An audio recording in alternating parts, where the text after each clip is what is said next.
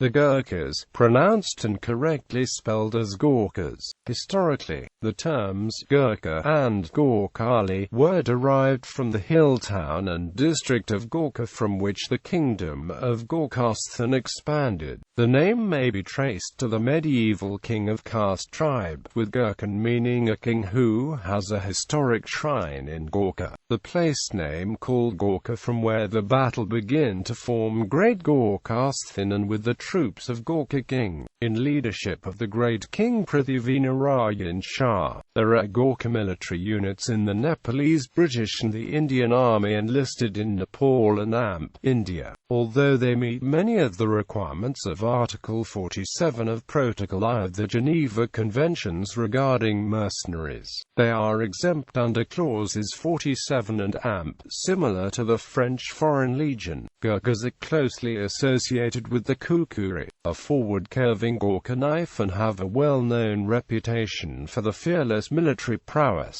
The former Indian Army Chief of Staff Field Marshal Sam Manik Shaw once stated that, if a man says he is not afraid of dying, he is either lying or is a Gorkha. Background: during the Gorkha War between the Gorkha Kingdom and the East India Company, the Gorkhali soldiers made an impression on the British, who called them Gurkhas. The war cry was, and is to this very day, Jai Mathakali, a Gorkhali. In the peace treaty, the parties agreed that Gorkhalis could be recruited to serve under contract in the East India Company's army. Professor Sir Ralph Lilly Turner, M.C., who served with the 3rd Queen Alexandra's own Gurkha rifles in the First World War of 1914 to 1918, wrote of Gurkhas, "As I write these last words, my thoughts return to you who were my comrades, the stubborn and indomitable peasants of Nepal. Once more I hear the laughter with which you greeted every hardship.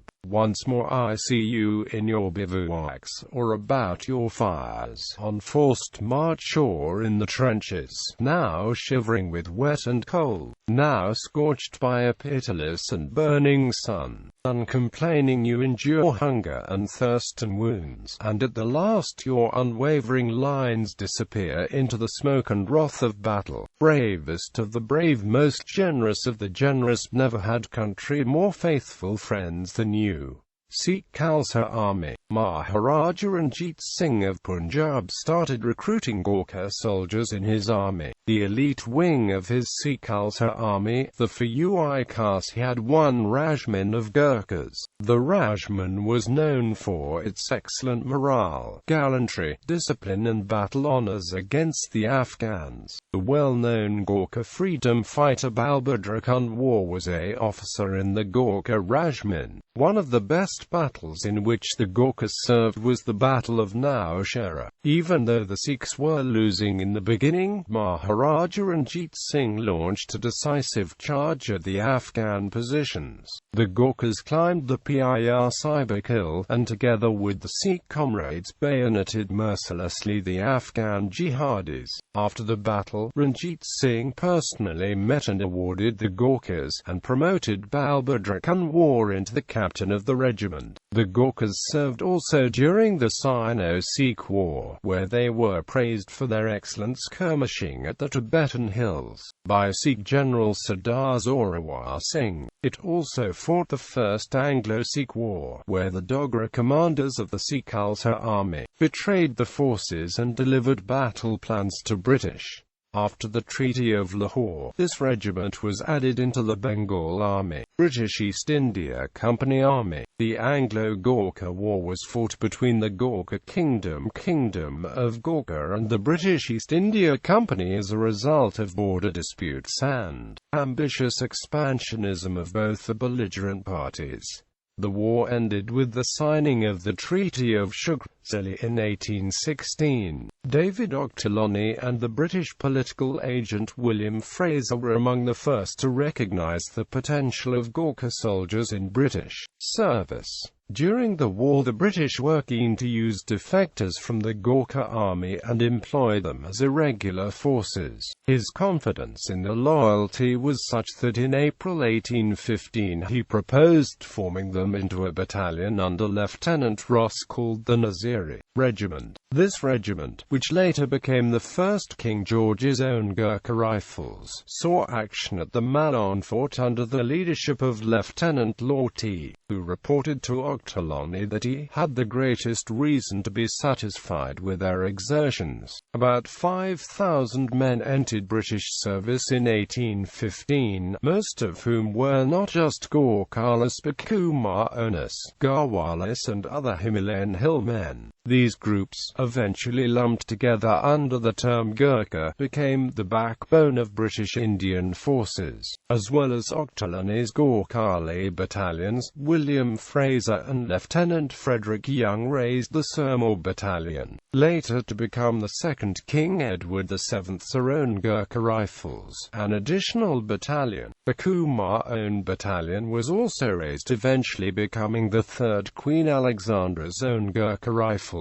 None of these men fought in the second campaign. Gorkhas served as troops under contract to the East India Company in the Pindari War of 1817, in Bharatpur in 1826 and the First and Second Anglo-Sikh Wars in 1846 and 1848. During the Indian Rebellion of 1857, Gorkhas fought on the British side and became part of the British Indian Army on its formation. The 8th Local Battalion made a particularly notable contribution during the conflict, and indeed 25 Indian Order of Merit awards were made to men from that regiment during the Siege of Delhi. 3 days after the mutiny began, the Sirmaur Battalion were ordered to move to Meerut, where the British garrison was barely holding on, and in doing so they had to march up to 48 kilometers a day. Later, during the 4-month Siege of Delhi, they defended Hindu Rao's house, losing 327 out of 490 men. During this action they fought side by side with the 60th Rifles, and a strong bond developed. 12 regiments from the Nepalese army also took part in the relief of Lucknow under the command of Shritin Maharaja Maharana Young Bahadur of Nepal and his older brother C.N.C. Ranodip Singh Bahadur Rana. After the rebellion, the 60th Rifles pressed for the Sirmaur Battalion to become a rifle regiment. This honor was granted then next year when the battalion was renamed the Sirmaur Rifle Regiment and awarded a 3rd colour. In 1863, Queen Victoria presented the regiment with the Queen's truncheon as a replacement for the colours that rifle regiments do not usually have. British Indian Army. For the end of the Indian Rebellion of 1857 until the start of World War I, the Gurkha regiments saw active service in Burma, Afghanistan, the northeast frontier and the northwest frontiers of India, Malta, Cyprus, Malaya, China and Tibet. Between 1901 and 1906, the Gurkha regiments were renumbered from the 1st to the 10th and redesignated as the Gurkha Rifles.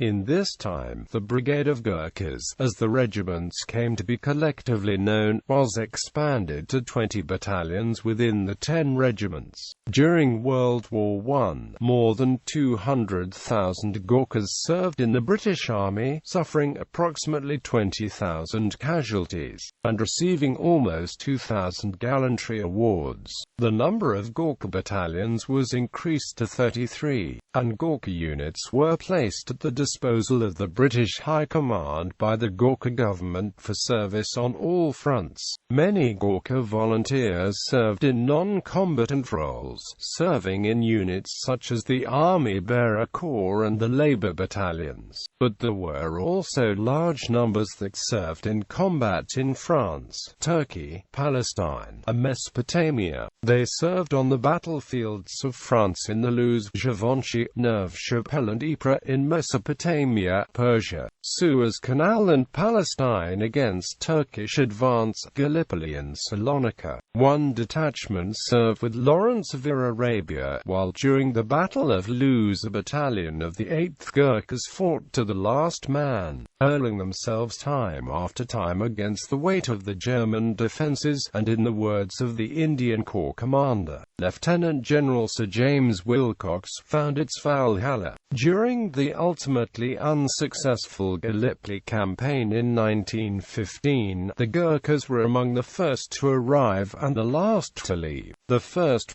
6th Gurkhas, having landed at Cape Helles, led the assault during the first major operation to take out a Turkish high point, and in doing so captured a feature that later became known as Gurkha Bluff. At Saribeh they were the only troops in the whole campaign to reach and hold the crest line and look down on the straits, which was the ultimate objective. The 2nd Battalion of the 3rd Gurkha Rifles was involved in the conquest of Baghdad. Following the end of the war, the Gurkhas were returned to India, and during the interwar years, they were largely kept away from the internal strife and urban conflicts of the subcontinent, instead being employed largely on the frontiers and in the hills, where fiercely independent tribesmen were a constant source of troubles. As such, between the world wars, the Gurkha regiments fought in the Third Afghan War in 1919 and then participated in numerous campaigns on the northwest frontier, mainly in Waziristan, where they were employed as garrison troops defending the frontier, keeping the peace amongst the local populace and keeping the lawless and often openly hostile Pathan tribesmen in check.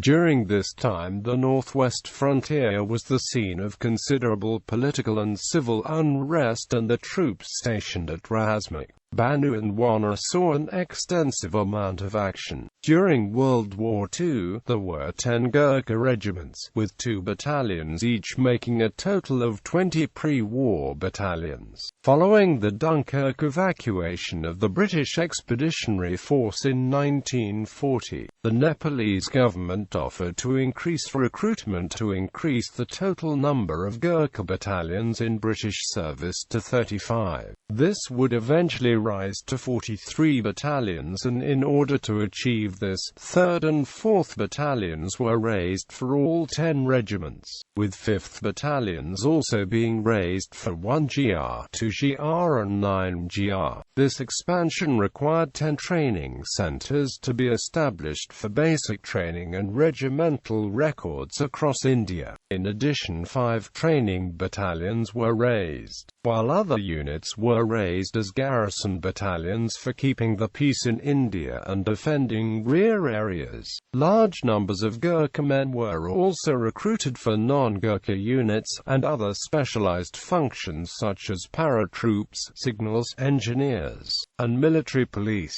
A total of 250,280 Gurkhas served in 40 battalions, plus 8 Nepalese army battalions, plus parachute, training, garrison, and porter units during the war, in almost all theaters. In addition to keeping peace in India, Gurkhas fought in Syria, North Africa, Italy, Greece and against the Japanese in the jungles of Burma, northeast India and also Singapore. They did so with considerable distinction, earning 2,734 bravery awards in the process and suffering around 32,000 casualties in all theaters. Gurkha military rank system in the British Indian Army. Gurkha ranks in the British Indian Army followed the same pattern as those used throughout the rest of the Indian Army at the time. As in the British Army itself, there were 3 distinct levels: private soldiers, non-commissioned officers and commissioned officers. Commissioned officers within the Gurkha regiments held a Viceroy's commission, which was distinct from the King's or Queen's commission that British officers serving with the Gurkha regiment held.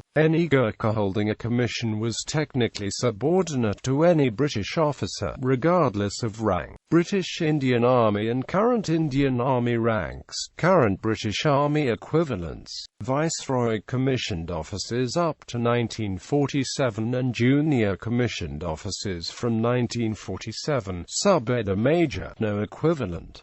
Subedar, no equivalent. Jamadar, no equivalent. Warrant officers Regimental Havildar Major, Regimental Sergeant Major.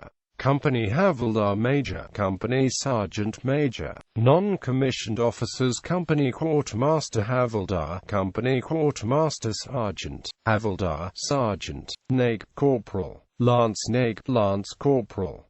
Private soldiers Riflemen. Notes: British Army officers received Queen's or King's commissions, but Gurkha officers in this system received the Viceroy's commission. After Indian independence in 1947, Gurkha officers in regiments which became part of the British Army received the King's Gurkha Commission, and were known as King's, Queen's Gurkha officers. Gurkha officers had no authority to command troops of British regiments. The QGO Commission was abolished in 2007. Jamadars and Subedars normally served as platoon commanders and Company 2 ICs but were junior to all British officers, while the Subedar Major was the commanding officer's advisor on the men and the welfare. For a long time it was impossible for Gurkhas to progress further, except that an honorary lieutenancy or captaincy was very rarely bestowed upon a Gurkha on retirement. The equivalent ranks in the post-1947 Indian Army were known as junior commissioned officers. They retained the traditional rank titles used in the British Indian Army, Jamadar, Subedar and Subedar Major. While in principle any British subject may apply for a commission without having served in the ranks, Gurkhas cannot. It was customary for a Gurkha soldier to rise through the ranks and prove his ability before his regiment would consider offering him a commission. For the 1920s, Gurkhas could also receive King's Indian commissions, and later full King's or Queen's commissions, which put them on a par with British officers. This was rare until after the Second World War. Gurkha officers commissioned from the Royal Military Academy, Sandhurst, and short service officers regularly fill appointments up to the rank of Major. At least 2 Gurkhas have been promoted to Lieutenant Colonel, and there is theoretically now no bar to further progression. After 1948, the Brigade of Gurkhas was formed and adopted standard British Army rank structure and nomenclature, except for the 3 Viceroy Commission ranks between Warrant Officer 1 and 2nd Lieutenant which remain, albeit with different rank titles: Lieutenant, Captain and Major. The QGO Commission was abolished in 2007. Gurkha soldiers are currently commissioned as late entry officers. Regiments of the Gurkha Rifles. 1st King George V's Own Gurkha Rifles. 2nd King Edward VII's Own Gurkha Rifles. 3rd Queen Alexandra's Own Gurkha Rifles. 4th Prince of Wales's Own Gurkha Rifles. 5th Royal Gurkha Rifles. 6th Gurkha Rifles, renamed 6th Queen Elizabeth's Own Gurkha Rifles in 1959. 7th Gurkha Rifles, renamed 7th Duke of Edinburgh's Own Gurkha Rifles in 1959. 8th Gurkha Rifles, 9th Gurkha Rifles, 10th Princess Mary's Own Gurkha Rifles, 11th Gurkha Rifles, 25th Gurkha Rifles, 26th Gurkha Rifles, 29th Gurkha Rifles, 42nd Gurkha Rifles, 44th Gurkha Rifles Local Battalion, renamed 8th Gorkha Rifles in 1903. Second World War Training Battalions. 14th Gurkha Rifles Training Battalion, 29th Gurkha Rifles Training Battalion, 38th Gurkha Rifles Training Battalion, 56th Gurkha Rifles Training Battalion, 710th Gurkha Rifles Training Battalion, Post-independence. After Indian independence, and the partition of India, in 1947 and under the Tripartite Agreement, the original 10 Gurkha regiments consisting of the 20 pre-war battalions were split between the British Army and the newly independent Indian Army. 6 Gurkha regiments were transferred to the post-independence Indian Army, while 4 regiments were transferred to the British Army. After this partition, some of the district came under Indian government. The Himalayan belts like district of Darjeeling, which was never a part of India. This part came under the statehood of West Bengal. Because of difference in culture between the Gurkha and Bengali, the Indian government signed a treaty in 1950 that those Gorkhas who are willing to stay in this district are welcome and will be given the same identifier and facility as other Indian Gorkhas will be known as Indian Gorkhas after this, serving the nation as proudly considering themselves as Indian. There are approximately 3 million Gorkhas in district of Darjeeling, and all over the Himalayan belts. To the disappointment of the British officers, the majority of Gurkhas given a choice between British or Indian Army service opted for the latter. The reason appears to have been the pragmatic one that the Gurkha regiments of the Indian Army would continue to serve in their existing roles in familiar territory and under terms and conditions that were well established. The only substantial change was the substitution of Indian officers for British. By contrast, the 4 regiments selected for British service faced an uncertain future. Initially in Malaya, a region where relatively few Gurkhas had previously served, the 4 regiments in British service have since been reduced to a single regiment, while the Indian units have been expanded beyond the pre-independence establishment of 12 battalions. The principal aim of the Tripartite Agreement was to ensure that Gurkhas serving under the Crown would be paid on the same scale as those serving in the new Indian Army. This was significantly lower than the standard British rates of pay, while the difference is made up through cost of living and location allowances during a Gurkha's actual period of service. The pension payable on his return to Nepal is much lower than would be the case for his British counterparts. With the abolition of the Nepalese monarchy, the future recruitment of Gurkhas for British and Indian service was initially put into doubt. A spokesperson for the Communist Party of Nepal, which was expected to play a major role in the new secular republic, stated that recruitment as mercenaries was degrading to the Nepalese people and would be banned. However, as of 2016, Gurkha recruitment for foreign service continues. British Army Gurkhas 4 Gurkha regiments were transferred to the British Army on 1 January 1948. 2nd King Edward VII's Own Gurkha Rifles, 6th Queen Elizabeth's Own Gurkha Rifles, 7th Duke of Edinburgh's Own Gurkha Rifles, 10th Princess Mary's Own Gurkha Rifles. They formed the Brigade of Gurkhas and were initially stationed in Malaya. There were also a number of additional Gurkha regiments including the 69th and 70th Gurkha Field Squadrons, both included in the 36th Engineer Regiment. Since then, British Gurkhas have served in Borneo during the confrontation with Indonesia in the Falklands War, and on various peacekeeping missions in Sierra Leone, East Timor, Bosnia and Kosovo. Gurkhas in Hong Kong, 26th Gurkha Brigade, 51st Infantry Brigade, 48th Gurkha Infantry Brigade.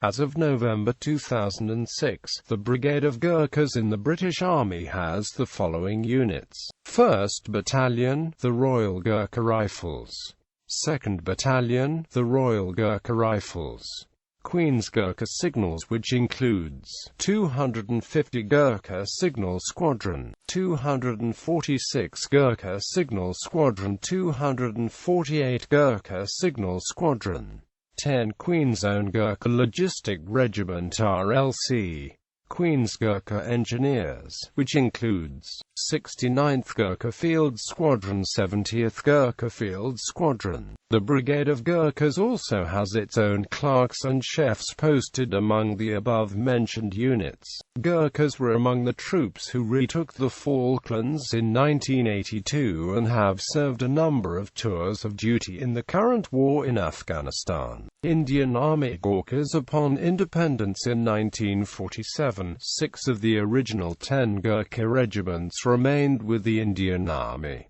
These regiments were: 1st King George V's Own Gurkha Rifles, 3rd Queen Alexandra's Own Gurkha Rifles, 4th Prince of Wales's Own Gurkha Rifles, 5th Royal Gurkha Rifles, 8th Gurkha Rifles, 9th Gurkha Rifles.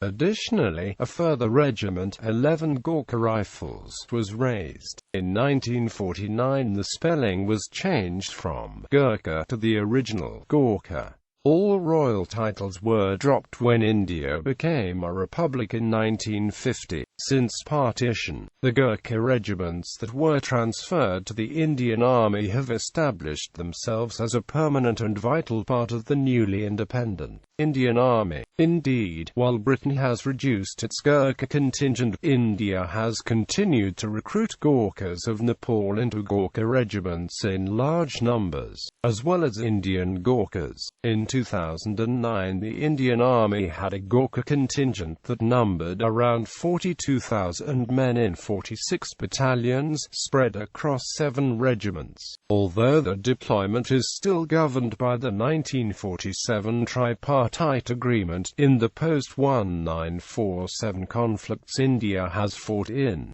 Gorkhas have served in almost all of them, including the wars with Pakistan in 1947, 1965, 1971 and 1999, and also against China in 1962. They have also been used in peacekeeping operations around the world. They have also served in Sri Lanka conducting operations against the Tamil Tigers.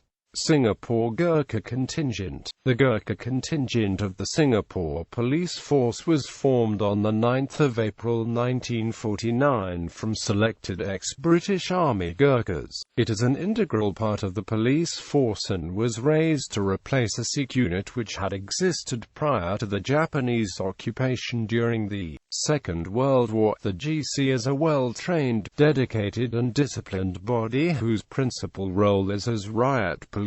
In times of crisis it can be deployed as a reaction force. During the turbulent years before and after independence, the GC acquitted itself well on several occasions during outbreaks of civil disorder. The Gurkhas displayed the courage, self-restraint and professionalism for which they are famous and earned the respect of the society at large. Recently the GC can be seen patrolling the streets and have replaced local policemen to guard key installations. The most recent deployment of the GC was to provide additional security for the Singapore Airshow, Asia's largest airshow, and to hunt for the escaped terrorist Marcel Ahmed.